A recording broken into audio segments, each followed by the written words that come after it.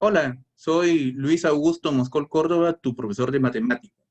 En esta video clase aprenderás sobre la planificación de un estudio estadístico. Recordemos de qué trata nuestra investigación. Acuérdate que vas a elaborar un estudio estadístico sobre la discriminación en el entorno familiar y social. Entonces, comencemos por las generalidades. Siempre debemos tener en consideración lo siguiente cuando se planifica un estudio estadístico. El tema de estudio. Nuestro tema es la discriminación en el entorno social y familiar. Debemos tener en consideración la población. ¿Sobre quién vamos a investigar? Sobre todos los integrantes de las familias de los estudiantes de la institución educativa César Vallejo.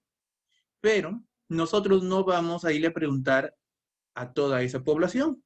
Acuérdate que en un estudio estadístico está lo que se conoce como la muestra.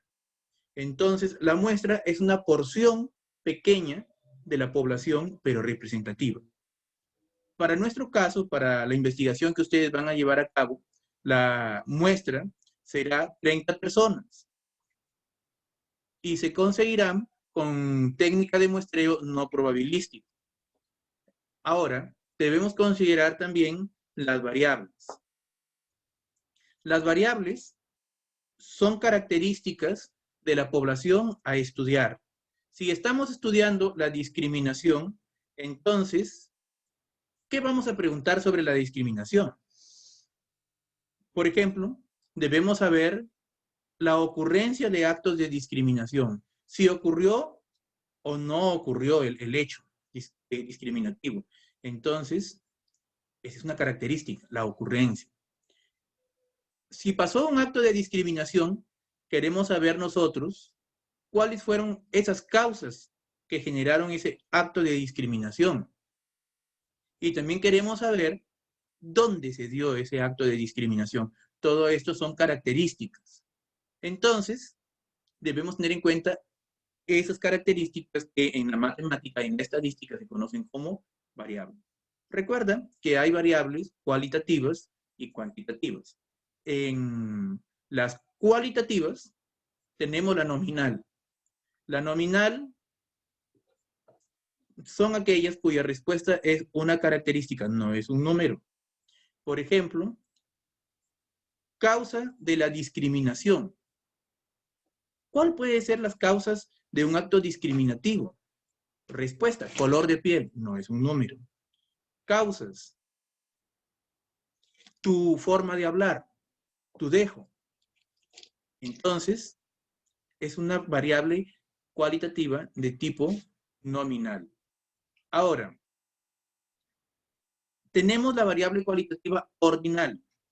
La variable cualitativa ordinal responde a categorías, responde a ubicaciones. Por ejemplo, si nosotros preguntamos por la ocurrencia de un acto de discriminación, ¿ocurrió o no ocurrió? Oye, ¿te ha sucedido un hecho discriminativo, te han discriminado? Solamente hay dos opciones de respuesta. No me han discriminado, sí me han discriminado. De ahí tenemos las variables cuantitativas. Las variables cuantitativas son variables que responden a un número. Si yo pregunto, oye, ¿cuántos hijos tienes? Tú me tendrás que responder 1, 2, 3, ninguno. Entonces, debes comprender que uno no tiene hijo y medio, hijo un tercio, hijo un cuarto, 1.5 hijos. Uno tiene 1, 2, 3 o ninguno. Son números enteros. Entonces, es un número, pero es un número entero. Esa es una variable cuantitativa discreta. Cuando hablamos de variables cuantitativas continuas, tenemos otro siguiente ejemplo. Imagínense que yo quiero saber cuánto gana una persona por hacer un trabajo. La persona puede ganar 300 soles, 80 céntimos. Yo puedo preguntar cuánto cuesta un kilo de manzana. La manzana puede valer 2 soles, pero también puede valer 2 soles 70. Entonces, las variables cuantitativas, su respuesta es un número un número que admite decimales. Veamos ahora cuánto planificamos un estudio estadístico. Debemos preguntarnos cuál va a ser el diseño de la técnica de recojo de datos. Entonces, nosotros debemos plantearnos los objetivos de la encuesta para comenzar. Y los objetivos a los cuales vamos a apuntar es recoger información sobre la cantidad de personas que han sido víctimas de actos de discriminación. Debemos conocer también cuáles fueron las causas y los lugares más frecuentes donde fueron discriminados. Debemos considerar también dentro del estudio, en el momento de la planificación, cuál va a ser el método de medición y de recojo de información. Estos métodos de recojo de información se puede hacer a través de entrevistas personales. Vas a la casa, tocas la puerta, llamas a la persona y le preguntas. Se pueden hacer también mediante llamadas telefónicas. Se pueden hacer enviando cuestionarios por correo electrónico, email o a Facebook. O se puede hacer también a través de observación directa o de otros medios. Para nuestro caso, que estamos viviendo una emergencia sanitaria por la COVID-19, nosotros no vamos a ir a tocar la puerta a nadie. Ustedes encuestarán a través de una llamada, a través del WhatsApp o a través del Facebook, pero por cualquier medio electrónico que lo puedan hacer. Ahora, nosotros debemos preguntarnos ¿qué instrumento de recojo de información vamos a hacer? Acuérdate que la encuesta es una técnica de investigación estadística. La encuesta utiliza un instrumento donde van las preguntas. Ese instrumento recibe el nombre de cuestionario. Entonces, nosotros utilizaremos un cuestionario. Ese cuestionario puede tener preguntas abiertas o puede tener preguntas cerradas. Ahora, te voy a mostrar un ejemplo de cuestionario de encuesta. Tú puedes usar este cuestionario para tu investigación. Toda encuesta, sea en físico que le entregas a la persona o sea virtual, tienes que tener siempre en consideración un protocolo de instrucciones y de saludo.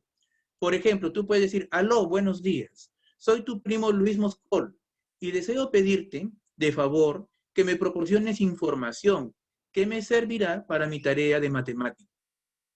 Estoy haciendo una encuesta referida a la participación democrática de la familia y usted me puede ayudar respondiendo las preguntas que le voy a hacer. No se preocupe por la información brindada porque la encuesta es anónima. ¿Me puede ayudar? La persona te puede decir sí o te puede decir no. Si la persona te dice sí, accede a darte información, entonces puedes preguntar lo siguiente. ¿Ha sido discriminado? Y si es mujer, ¿ha sido discriminada? Te puede decir sí, te puede decir no. Puedes preguntar también, ¿cuál fue el motivo de la discriminación que viviste? ¿Te discriminaron porque tienes una discapacidad? ¿Te discriminaron por tu color de piel? ¿Porque eres blanco, muy blanco? ¿Porque eres moreno? ¿Porque eres trigueño? ¿Te discriminaron por tu lugar de procedencia? ¿Porque eres de la selva? ¿Porque eres de la sierra? ¿Porque eres de la costa?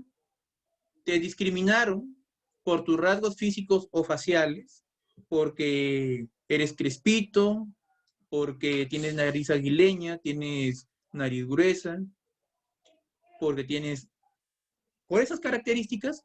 Y aquí vamos a dejar nosotros una opción, otros, porque la discriminación se puede dar también por un motivo económico, por ejemplo, ¿no?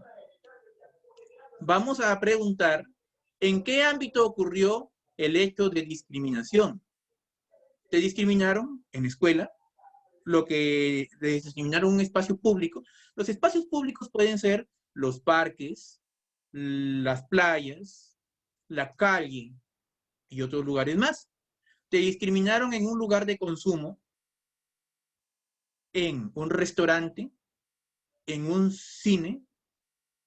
También puede ser en el transporte público, en el bus, y dejas la opción para que pongan otros en caso la persona no haya sido discriminado en esos lugares y no en otros.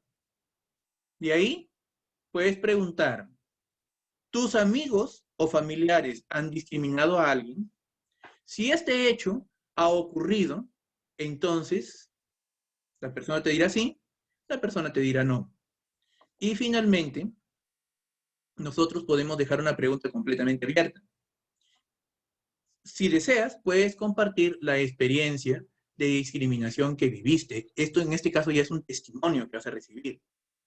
Entonces, nosotros tenemos ya elaborada la encuesta. Cuando uno planifica una encuesta, cuando planifica un estudio estadístico, tú tienes que tener en cuenta que tienes que dejar listos los instrumentos con los que vas a recoger la información. Cuando la información, cuando la encuesta la vas a ir a aplicar tocando la puerta, tienes que tener tus cuestionarios, pues obviamente impresos de cada encuesta. Pero como lo vas a hacer de manera virtual, tú lo puedes hacer mediante una tabla de recojo de datos, conocido como matriz. Esta tabla de recojo de datos, pues su lógica es así. Tienes el entrevistado y tú le vas a poner un código al entrevistado. Entrevistado 1, entrevistado 2, entrevistado 3. No vas a poner nombre porque son anónimos. Ahora, tú vas a la pregunta. El entrevistado 1, Juan, llamaste a Juan y Juan lo vas a entrevistar. Le preguntaste a Juan, Juan, ¿ha sido discriminado? Él te dice sí. Sí es la opción A. Entonces, en la pregunta 1, tú pones A. Y así, si te dicen no, tú pondrías B. Así vas registrando la información. Ahora, cuando uno planifica una investigación estadística, tienes que dejar listos las tablas de conteo y tienes que dejar listas las tablas estadísticas de frecuencias. Entonces, aquí nosotros tenemos la tabla estadística de frecuencias. ¿Y qué tipo de tabla es la que vamos a usar esta vez? Pues en esta tabla, lo que tú vas a tener es lo siguiente. La variable, ocurrencia del acto de discriminación, la categoría, si no, vamos a tener la frecuencia absoluta acumulada, la frecuencia relativa acumulada y la frecuencia porcentual. Con este tipo de tabla se va a trabajar en esta ocasión. Ahora, esta es la tabla de la primera pregunta.